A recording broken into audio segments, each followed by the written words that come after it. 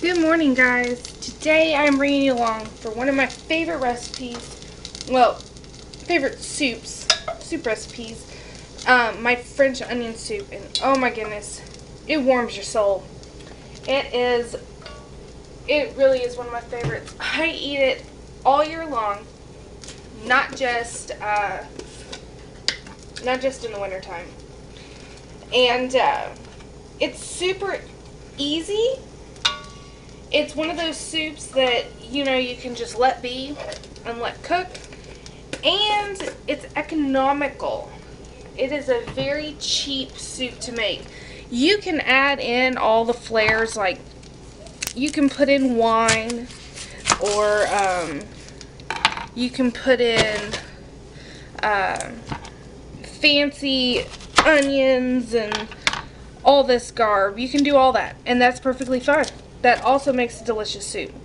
Or you can just put in the broth and skip the wine, which, I mean, I've done it with the wine and it is really good.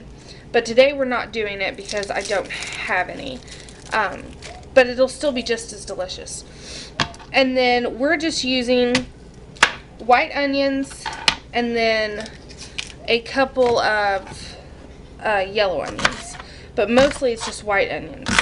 And I've done it with all white onions, I've done it with all yellow onions, and I've done it with a mixture of white onions, yellow onions, shallots. I mean, I've done it all.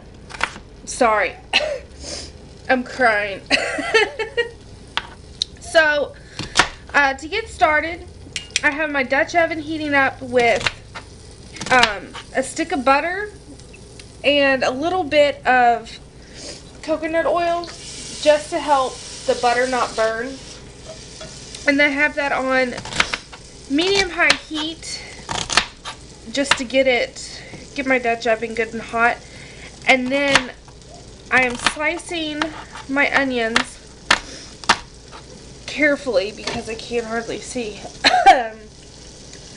I'm slicing my onions. I usually will, well, I guess technically I'm quartering them, but there's a very small cut. I like mine thin, and I like to vary the sizes of the slices. So some of them I'll do whole like this, and then some of them I'll cut again. It just depends on how I feel. There's no right or wrong way to slice your onion for this. And then all we're gonna do, I'm gonna get ready and show you. It's gonna take, I'm gonna do, this is 2 onions. I'm gonna do about 6 onions, and they're medium-sized onions. Alright, we can go ahead and turn this down to medium. So 6 medium-sized onions, and then I'll look and make sure that that's going to be enough, because I eyeball it. A lot of times with my soups, a lot of recipes actually, it's all about eyeballing. You just get to a point where you've made it so many times, you don't have to follow directions. You just do it, and when it looks good, then you know it's good.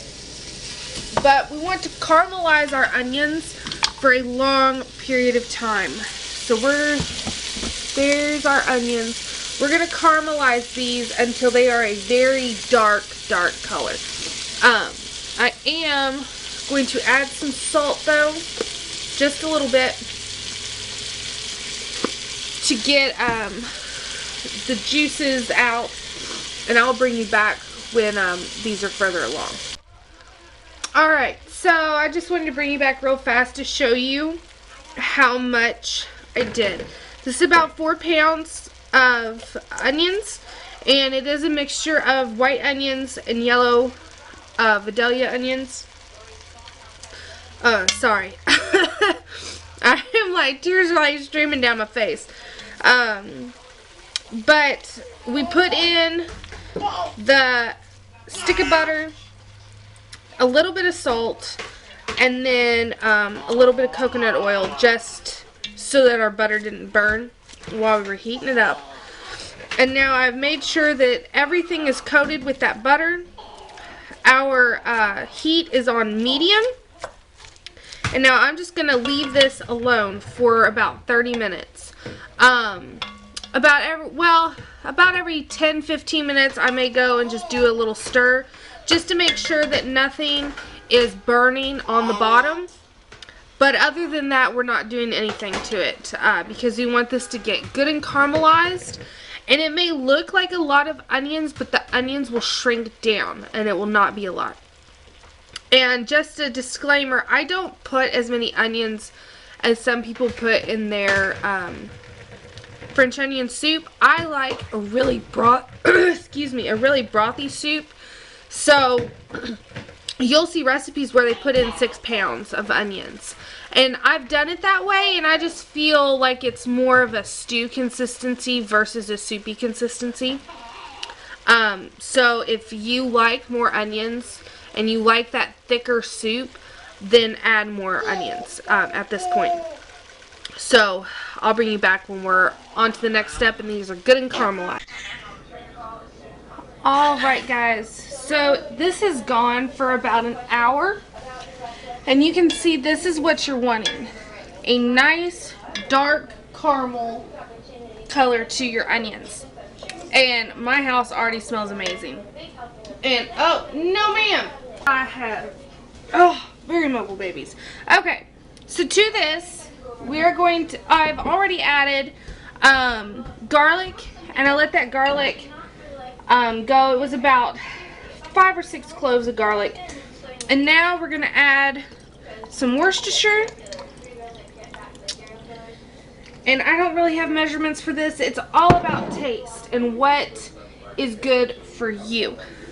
Excuse me. We already added some salt in the beginning, so I'm not going to add any more of that right now. I am adding some dry thyme. And again, I will taste it and see if that's enough thyme or if I need to add more. Lost the baby again. Over here.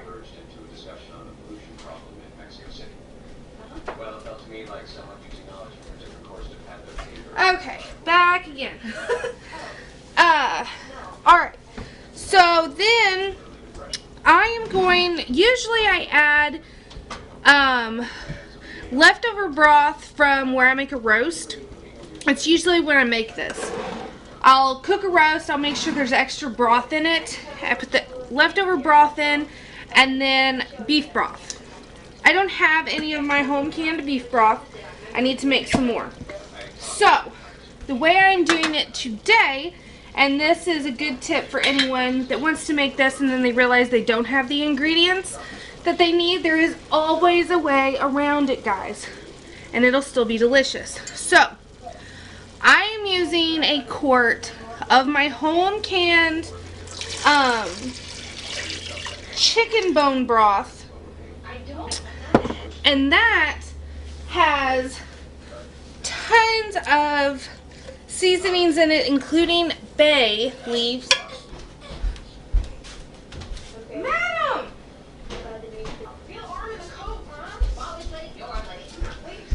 Including bay leaf, which is one of the things that we need for this recipe. Because I'm out of bay leaves too.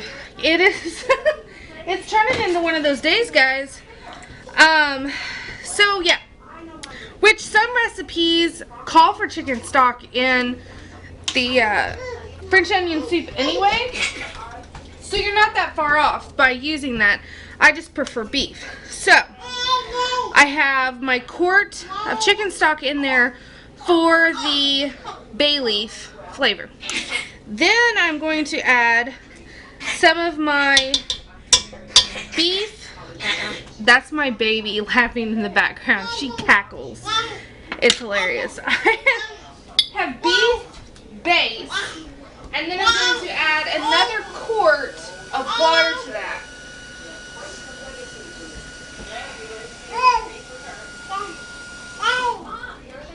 So there's my other quart to go with the beef base that I just put in. And then we'll add some pepper.